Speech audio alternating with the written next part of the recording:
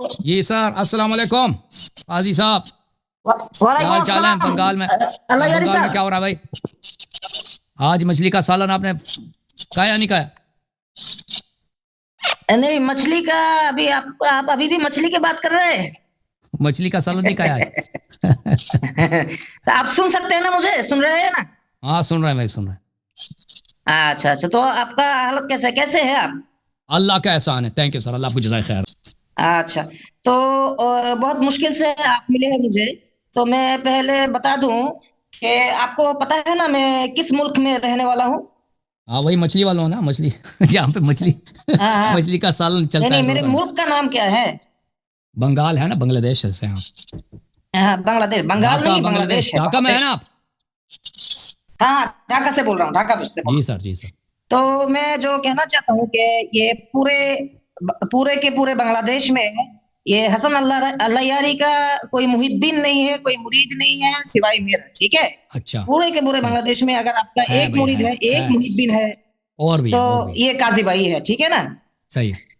تو اس لیے آپ وہ تو ناسبی مولویوں کو تو آپ بہت وقت دیتے ہیں، تو مجھے بھی وقت دیا کرے. میں امید کرتا ہوں آپ مجھے اچھا وقت دیں گے، چلیں گے. کیونکہ میں تو اہل بیت کا غلام ہوں، تو اور کہ اہل بیت کا سولجر ہوں میں، اہل بیت جی کے لیے اپنی جان قربان کرنے والا ہوں میں. اس ماشاء اللہ، لیے ماشاء مجھے اور بھی سیکھنا چاہیے آپ سے، اس لیے اللہ. وقت جی بھی سر، چاہیے. تو مجھے جی سر. امید ہے کہ آپ مجھے اچھا وقت دیں گے. ٹھیک ہے، تو میرا سوال میں شروع کروں؟ ہاں بالکل. اچھا اچھا، تو ٹھیک ہے اللہ یار صاحب، میرا پہلا سوال یہ ہے کہ یہ ناسبی مولوی کے پیچھے نماز پڑھنا تو میں نے چھوڑ دی، لیکن ابھی جمعے کی نماز اور عید کا نماز کیسے پڑھوں؟ دیکھیں، عید کا نماز یہ ہے کہ عید کے دن آپ نماز پڑھیں گے، ٹھیک ہے نا. وہ عید کے دن اس کا نماز ہم بتائیں گے، اس کا طریقہ کار کیا. وہ 2 رکعت نماز ہوتی ہیں، اس کو آپ فرادہ پڑھیں، ٹھیک ہے نا. وہ عید کا نماز آپ اس کو فرادہ پڑھ سکتے ہیں، جماعت میں پڑھنا اس کی ضروری نہیں ہے، آپ گھر میں خود پڑھ سکتے ہیں. اچھا، جمعہ کا نماز آپ نہ پڑھا کریں. جمعہ کے دن ظہر کا نماز پڑھیں. ظہر کی نماز میں پہلی رکعت میں سورہ جمعہ، دوسری رکعت میں سورہ منافقین پڑھا کریں، ٹھیک ہے نا. تو یہ آپ کیا کریں. جی سر. ایسے انفرادی پڑھ سکتا ہے؟ ظہر کا نماز کیوں نہیں پڑھ سکتے؟ ظہر کا نماز انفرادی پڑھ سکتے ہیں. یہ بالکل ظہر کا نماز انفرادی اچھا پڑھیں. جمعے کے دن جو ہے یہ بہت تاکید ہے کہ انسان پہلی رکعت میں سورہ جمعہ اور دوسری رکعت میں سورہ منافقین پڑھے، ٹھیک ہے نا. پہلی رکعت میں سورہ جمعہ پڑھا کریں، دوسری رکعت میں سورہ منافقین پڑھیں. جی ہاں، اگر حفظ نہیں ہے تو کتاب کھول کے بھی پڑھ سکتے ہیں نا، مصحف کھول کے بھی پڑھ سکتے تو ظہر کا نماز تو 4 رکعت ہے نا؟ ہیں. بالکل 4 رکعت پڑھیں. اچھا 4 رکعت پڑھوں. بالکل بالکل. اہل بیت علیہ السلام کا یہی ہوتا ہے. اچھا، اور عید کا نماز کیا بولا آپ نے؟ عید کا نماز 2 رکعت، 2 رکعت. عید کے دن 2 رکعت نماز پڑھیں گے، غسل کریں گے، 2 رکعت نماز پڑھیں گے، ٹھیک ہے نا، سورج اٹھنے کے بعد. اچھا اچھا اچھا، ٹھیک ہے. اور اگلا سوال یہ ہے کہ ہر رکعت میرا جی سر بولیں. ہر رکعت میں 5 قنوت ہے، ٹھیک ہے نا. ہر رکعت میں 5 قنوت ہے، پر میں وہ سکھاؤں گا عید سے پہلے. میں آپ کو سکھاؤں گا کہ کیسے پڑھیں گے. ٹھیک ہے ٹھیک ہے ٹھیک ہے، انشاءاللہ انشاءاللہ. تو میرا اگلا سوال یہ ہے کہ میرا تو ابھی میں اب کچھ کرتا نہیں ہوں، بولے تو میرا کوئی نوکری نہیں ہے یا کوئی بزنس وغیرہ کچھ بھی نہیں ہے ابھی اسی وقت. تو لیکن میرے پاس کچھ چند پیسے ہیں، تو اس پیسے کے اوپر میرا زکوٰۃ دینا اور یا قربانی کرنا کیا واجب ہے؟ زکوٰۃ تو کوئی واجب نہیں، پیسے پہ زکوٰۃ نہیں ہوتا، پیسے پہ کوئی زکوٰۃ نہیں ہوتا. قربانی دین اللہ کے راستے میں، اللہ کی رضا کی خاطر اس کو خرچ کرنا پیسے میں یہ واجب ہے. وہ آپ پہ چھوڑا ہوا نا. جس مال میں زکوٰۃ نہیں ہے لیکن اس کو اللہ کے راستے میں خرچ کرنا، یہ آپ وفی اموالہم حق للسائل والمحروم، بلکہ کہ آپ اللہ کے راستے میں اس میں سے کچھ خرچ کریں اس پیسے میں سے، ٹھیک ہے نا. کوئی اگر وہاں پہ کوئی مومن شیعہ ہے، کوئی فقیر ہے، تو اس کو آپ دیا کریں اپنے پیسے، کچھ دے دیں، وہ آپ کی مرضی پر ہے. 1 لاکھ میں سے 500 دیں گے، 1 لاکھ میں سے 1000 دیں گے، 200 دیں گے، ٹھیک ہے نا. وہ آپ کی مرضی ہے، تھوڑی بہت دینا چاہیے، ٹھیک ہے. بنگلہ دیش نہیں، ہمارے یہاں بنگلہ دیش میں جو بھی غریب لوگ ہیں نا، فقیر مسکین جو بھی ہے نا، وہ بھی تو سب کے سب وہ عمری ہے، ناصبی ہے. تو میں اور وہ شیعہ بھی ہیں، کس کے شیعہ لیے بھی کیا ہیں کروں؟ بنگال میں شیعہ ہیں نا. ادھر آپ ڈھونڈ لیں، مل جائے. ٹھیک ہے سلہٹ چلو میں، ڈھاکہ ڈھونڈ میں، لیتے ادھر ادھر ہیں شیعہ ہیں. جی اچھا ٹھیک ہے، چلو ڈھونڈ لیں گے انشاءاللہ. اگلا سوال، طلاق کا حکم کیا ہے؟ اہل بیت کے نزدیک طلاق کا حکم کیا ہے؟ طلاق کا حکم کیا ہے کہ بھائی اگر کوئی عورت مرد کے ساتھ اس کی نہیں بنتی، ٹھیک ہے نا، عورت اور مرد یہ دونوں اس بات پہ پہنچ جاتے ہیں کہ بھائی ہمارے زندگی کرنا مشکل ہے، ہمیں اللہ کے جو اللہ کا جو حکم ہے کہ پیار سے رہو، محبت سے رہو، یہ ناممکن ہے ہمارے لیے. اخلاق ایسا ہے کہ نہیں بن سکتی، تو پھر وہ طلاق دینا ہوتا ہے نا، مرد کو اس کو طلاق دے گا عورت کو. جی ہاں. تو 3 طلاق کے بارے میں کیا کہنا؟ 3 طلاق. ہاں 3 طلاقیں نہیں ہوتی نا، وہ 3 طلاقیں جو ہے نا وہ یہ ہے کہ آپ 10 مرتبہ بھی طلاق دے دیں نا، وہ طلاق ہوتی نہیں ہے.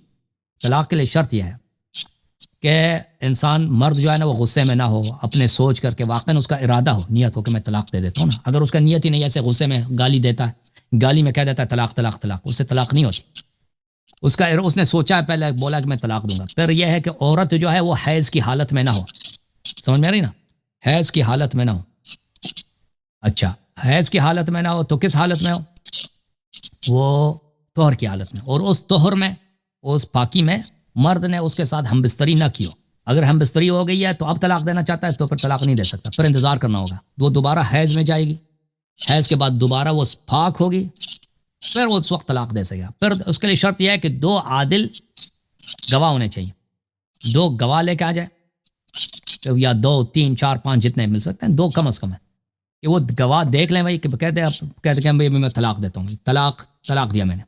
پھر وہ چاہے 5 مرتبہ بھی کہتے ہیں نا طلاق، 10 مرتبہ، وہ ایک ہی طلاق ہوگی، طلاق ایک ہی ہوگی وہ. اچھا تو رسول اللہ کے زمانے میں کیا طلاق ایسے ہی ہوتا تھا؟ ہاں ایسے ہی ہوتا تھا. اچھا. بعد میں عمر نے اس کو چینج کیا نا، بعد میں عمر صاحب نے اس کو چینج کیا. جی ہاں، نبی صلی اللہ علیہ وسلم کے زمانے میں یعنی عمر نے شریعت کو بدل ڈالا.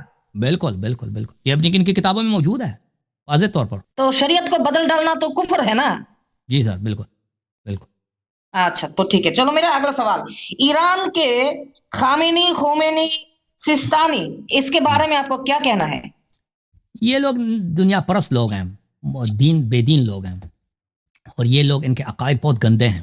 اور یہ لوگ جی ہاں، سیستانی کافی مختلف ہے خمینی اور خامنئی سے، لیکن ایک بات میں سب مشترک ہے، یہ سب بدعتی لوگ ہیں، اہل بدعت ہیں، عقائد ان کے باطل ہیں.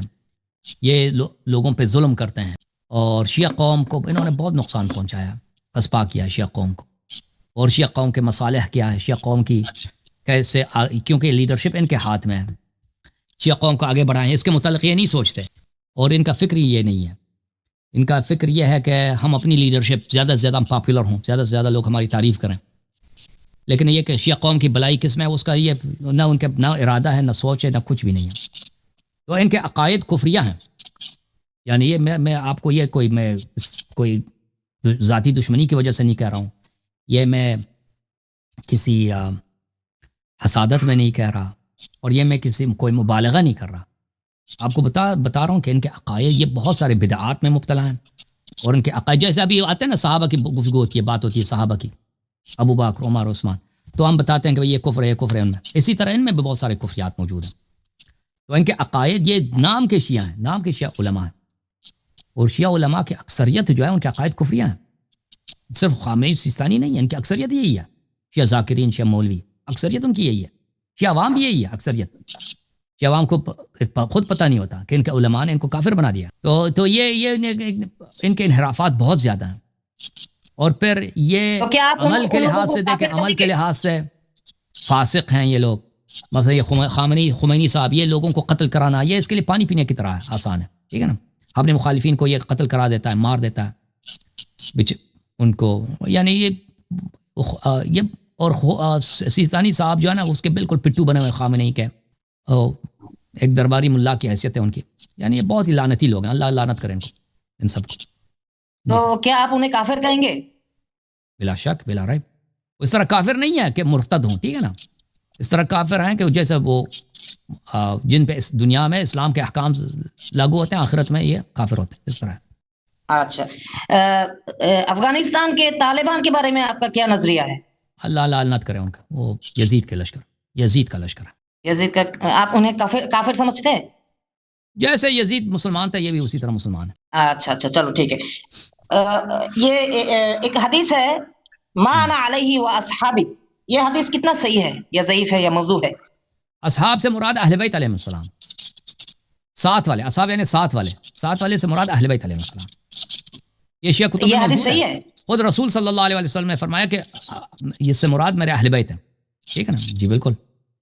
اور یہ بھی حدیث رسول صلی اللہ علیہ وسلم کا قول ہے کہ اس حدیث سے مراد، اصحاب سے مراد میرے اہل بیت ہیں. میں آپ کو دکھا دوں وہ حدیث، ایک منٹ. ہاں دکھا دے. یہ کتاب ہے معانی الاخبار لشیخنا الصدوق رحمہ اللہ، چاپ مطبعۃ الحیدری. یہاں پہ ملاحظہ کریں باب معنی الفرقۃ الواحدۃ الناجیہ، صفحہ نمبر ہے 323. جی یہ حدیث ہے، عبداللہ ابن عمر سے روایت ہے، رسول اللہ صلی اللہ علیہ وآلہ وسلم نے فرمایا سیأتی علی امتی ما اتی علی بنی اسرائیل مثل بمثل، میرے امت پہ کی وہی حالت ہوگی جو بنی اسرائیل کی ہوئی تھی، مثل بمثل، اسی طرح بالکل وہی حالت ہوگی. انہم تفرقوا علی 72 ملۃ ستفرق امتی علی 73 ملہ. یہود جو ہے 72 گروپس میں فرقوں میں بٹ گئے تھے، میری امت جو ہے 73 فرقوں میں بٹے گی. تزید علیہم واحدہ، میری امت ان سے ایک فرقہ زیادہ بن جائے گا. کلھا فی النار غیر واحدہ، یہ سب فرقے 73 میں سے 72 سب جہنمی ہیں سوائے ایک فرقے کے. قیل یا رسول اللہ وما تلک الواحدہ، پوچھا لوگوں نے کہ وہ واحدہ کون سا ہے؟ فرمایا ما نحن علیہ اليوم انا واصحابی، جس پہ میں ہوں اور میرے اصحاب، میرے ساتھ والے، میرے ساتھی ہیں. تو اس اصحاب سے کیا مراد ہے؟ بلے یہ نبی صلی اللہ علیہ وسلم نے خود اس کی توضیح دی ہے. یہ حدیث موجود ہے حضرت امام جعفر الصادق علیہ السلام سے. فرمایا، اور نبی صلی اللہ علیہ وسلم نے فرمایا ما وجدتم فی کتاب اللہ عز وجل فالعمل لکم به لا عذر لکم فی ترکہ، جو چیز قرآن میں موجود ہے اس پہ آپ نے عمل کرنا ہے اور آپ کو کوئی عذر نہیں ہے کہ اس کو آپ ترک کر سکتے ہیں. وما لم يكن في كتاب الله وكانت فيه سنة مني فلا عذر لكم في ترك سنتي، اور جو چیز قرآن میں نہیں ہے لیکن میری سنت میں ہے اس پہ آپ نے عمل کرنا ہے اور آپ کی کوئی عذر نہیں ہے کہ اس کو آپ ترک کر سکیں. وما لم يكن فيه سنة مني فما قال اصحابي فقولوا به، اور جس چیز میں میری سنت نہیں ہے تو جو میرے اصحاب کہہ دیں، میرے ساتھ والے کہہ دیں، میرے ساتھی کہہ دیں، تو اس پہ آپ نے عمل کرنا ہے. فإنما مثل اصحابی فیکم کمثل النجوم بأیها اخذ اهتدی، کیونکہ میرے اصحاب، میرے ساتھی، میرے ساتھ والوں کی مثال ستاروں کی مثال ہے، جس کی تم اتباع کرو گے تمہیں ہدایت ملے گی. وبأی اقاویل اصحابی اخذتم اهتدیتم، اور میرے ساتھ والوں کی جو بھی آپ بات مان لیں وہ آپ کے لیے ہدایت ہے. واختلاف اصحابی لکم رحمہ، اور میرے ساتھ والے کے پاس جانا اور آنا اور ان سے سیکھنا. اختلاف سے کیا مراد ہے؟ آنا اور جانا کسی کے پاس، یہ آپ کے لیے رحمت ہے. قیل یا رسول اللہ صلی اللہ علیہ وآلہ ومن اصحابک، لوگوں نے پوچھا کہ آپ کے اصحاب، ساتھ والے آپ کے کون ہیں، ساتھی یا ساتھ والے کون ہیں؟ قال اہل بیتی، فرمایا کہ میرے اہل بیت، میرے ساتھ والے میرے اہل بیت. جی یہ اوکے جی سر، مزید بولیں، کتنے مزید سوال ہیں بھائی؟ سبحان اللہ، مجھے یہ پتہ نہیں تھا. ٹھیک ہے جی، اگلا سوال، کفار کے ملک میں بسنے کا کیا حکم ہے؟ آپ تو امریکہ میں رہتے ہیں، تو ایک مسلمان ہوں کہ کفار کے ملک میں رہنا کیا جائز ہے؟ یہ کتاب وسائل الشیعہ الى تحصیل مسائل الشریعہ لشیخنا الحر العاملی رحمہ اللہ، جلد نمبر 15. یہاں پہ ملاحظہ کریں صفحہ نمبر 101 ہے. یہ حدیث وہ نقل فرماتے ہیں ہمارے آقا امام جعفر صادق علیہ السلام سے.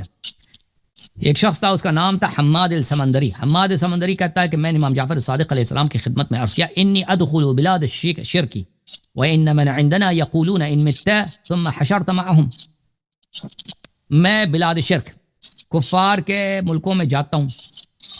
ہمارے بعض لوگ مجھے مشورہ دیتے ہیں کہ اگر وہاں آپ کی وفات ہو گئی تو آپ انہی کے ساتھ محشور ہو جاؤ گے.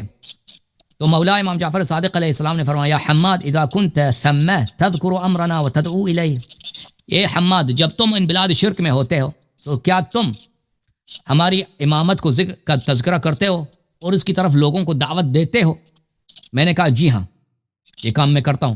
قال فاذا كنت في هذه مدن الاسلامی تذكر امرنا وتدعو الیہ، اور جب تم مسلمانوں کے ہاں ہوتے ہو، مسلمانوں کے شہروں میں ہوتے ہو، تو یہاں پر بھی کیا تم ہم لوگوں کو ہماری طرف دعوت دیتے ہو؟ میں نے کہا نہیں، یہاں میں کام نہیں کر سکتا، یہاں نہیں کرتا میں. فقال لي انك ان تمت ثم تحشر امه وحدك ويسعى نورك بين يديك. فرمایا امام جعفر صادق علیہ السلام نے کہ اگر تمہاری وفات وہاں کفار کے ملک میں ہو جائے گا تو تمہاری کیا ہوگی حالت؟ یہ ہوگی کہ تم ایک امت محشور ہو جاؤ گے اور تیرے چہرے سے ایسا نور ہوگا کہ سامنے سب محشر کو تیرے نور جو ہے تیرے نور سے تیرے سے پہلے تیرا نور پہنچ جائے گا. یہ اچھا اور اگلا مزید سوال. کتنے مزید ہیں بھائی؟ جی ہاں اور سوال. کتنے جی ہاں مزید ہیں؟ اور 4-5 سوال، زیادہ وقت نہیں لوں گا میں. اچھا یہ غزہ اور کشمیر، یہ ہم دیکھ سکتے ہیں کیا ہو رہا ہے غزہ میں، کشمیر میں. تو مسلمان کے خون سے کھیل رہے ہیں نا کفار. یہ کیا کہنا چاہیں گے آپ؟ سب آپ کو پتا ہے، سب آپ کو پتا ہے، ہمیں بھی پتا ہے بھائی. کیا عرض کریں؟ اللہ آپ کو سلام. مزید آگے سے کیا سوال ہے؟ ہمیں کوئی بہت تکلیف ہوتی ہے. بہرحال ہم دیکھتے ہیں نا لوگ کشمیر میں اگر کوئی مرتا ہے یا غزہ میں، وہاں پہ حالت بہت سخت ہے، یا اپنے پارا چنار میں ہمارے شیعہ بھائیوں کی بہت حالت خستہ ہے. تو لازمی بات ہے ہمیں بہت تکلیف ہوتی ہے، لیکن ہمارے ہاتھ سے کچھ آتا نہیں، کچھ کر نہیں سکتے. جی سر مزید بولیں. اچھا ٹھیک ہے. میرا اگلا سوال علم الرجال کو لے کے ہے. علم کون سا راوی ثقہ ہے اور کون سا راوی کذاب ہے، یہ ہم کیسے سمجھیں؟ یہ بحث کچھ طویل ہے، یہ ابھی اس کو مختصر بیان نہیں ہو سکتا. ٹھیک ہے نا، یہ جلدی میں بیان نہیں ہو سکتا. ٹھیک ہے. یہ 12 امام جو ہے ان سبھی کو وہ کیا ایک دوسرے کے بیٹے تھے؟ دیکھیں امام علی علیہ السلام سب کے والد ہیں. امام حسن اور امام حسین یہ بھائی ہیں، یہ والد نہیں ہے نا، ایک دوسرے کے بھائی ہیں. پھر امام حسین علیہ السلام کے بعد جو ہے نا وہ سب ان کے فرزند ہیں، ایک دوسرے کے بیٹے. اچھا یعنی جو 12 امام جو ہے وہ سبھی تو امام امیر المؤمنین امام علی علیہ السلام والد ہیں، ان کے بعد ان کے بیٹے امام حسن علیہ السلام ہیں، ان کے بعد ان کے بیٹے امام حسین علیہ السلام ہیں، پھر ان کے بعد امام حسین علیہ السلام کے صاحبزادے ہیں امام علی ابن الحسین زین العابدین سید الساجدین، ان کے بعد ان کے صاحبزادے، اور اس طرح ایک باپ کے بعد دوسرا فرزند. جی اس طرح. اچھا ٹھیک ہے چلو. اور ان سب کو کیا قتل کر دیا گیا تھا؟ جی ہاں سب شہید ہو گئے تھے سوائے امام عصر علیہ السلام. 12ویں امام کے علاوہ سب شہید ہو گئے. اچھا تو وہ کہتا ہے کہ وہ جو خامنی اور خومینی صاحب جو ہے نا وہ امام مہدی کے ساتھ کانٹیکٹ کر سکتا ہے، وہ سپنے میں خواب میں آ سکتا ہے. سب بکواس ہے. وہ لوگوں کو بیوقوف بنانے کے لیے. ہاں وہ پروپیگنڈا ہے بھائی، پروپیگنڈا ہے. یہ 2 نمبر کے فاسق ہیں. ٹھیک ہے نا، یہ فاسق. اچھا ٹھیک ہے مجھے میرا جواب مل گیا. اگلا سوال قرآن سے بہت سارے قرآن، آج ہمارے پاس جو قرآن ہے وہ اس قرآن سے بہت سارے آیات کو نکلا گیا ہے. یہ کتنا صحیح بات ہے؟ اگر یہ صحیح ہے، بخاری مسلم میں عائشہ کا بہت سارے صحابہ کا یہ قول ہے. بخاری مسلم عائشہ کا اور اہل بیت علیہ السلام کے احادیث میں بھی یہ ملتا ہے. تو اللہ نے تو بولا ہے کہ قرآن کو بس حفاظت کرنا. یہ میرے اس مسئلے پہ میرے مناظرات آپ دیکھ لینا. ٹھیک ہے نا، اس مسئلے پہ میرے مناظرات آپ دیکھ لینا. مسئلہ تو یہ جلدی میں بیان نہیں کیا جا سکتا. ٹھیک ہے نا. اوکے اور بس 2 سوال ختم. اوکے. پاکستان کے ایک مولوی ہے، اس کا نام ہے کمران شہزاد.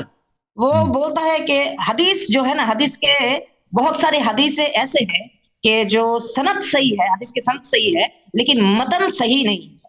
تو یہ کیسے ممکن ہو سکتا ہے؟ سند صحیح لیکن متن صحیح جو ان کی طبیعت کے خلاف ہے نا وہ صحیح نہیں ہے. جی ٹھیک ہے نا. راوی چاہے ثقہ ہے جیسا بھی ہے، کیونکہ ان کے دل کو نہیں لگتی نا. وہ حدیث میں ایسی بات ہے کہ ان سے ان کے بتوں کی جو ہے نا توہین ہوتی ہے.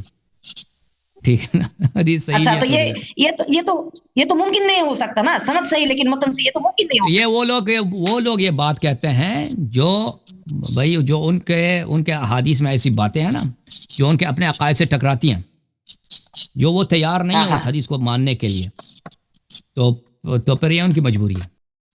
اچھا ایک سوال اور. 2 سوال. جی سر بولیں. امام مہدی کے بارے میں کچھ بولے. امام مہدی کا ظہور کب ہوگا، کیسے ہوگا اور کہاں ہوگا؟ اور جو خراسان کے جو کالے جھنڈے والے جو حدیث ہے، کیا یہ حدیث صحیح ہے کہ نہیں؟ خراسان کے جو کالے والے لوگ ہیں نا وہ بنی عباس تھے. یہ بنی عباس بہت پہلے آئے تھے. یہ کالے جھنڈے ختم ہو گئے. وہ اس کا امام مہدی علیہ السلام سے کوئی تعلق ہی نہیں ہے کالے جھنڈوں کا. انہوں نے وہ بنی عباس نے وہ حدیث بنا دی تھی جھوٹی. وہ شیعہ حدیث نہیں ہے، وہ جماعت عمریہ کیا حدیث ہے. کیونکہ بنی عباس اس زمانے میں انہوں نے خراسان سے فوج لے کے آئے تھے اور وہ لوگوں کو باور کرانے کے لیے کہ ہم امام مہدی ہیں اور آپ ہماری نصرت آپ پہ واجب ہے، تو انہوں نے یہ حدیث گڑی تھی اس زمانے میں.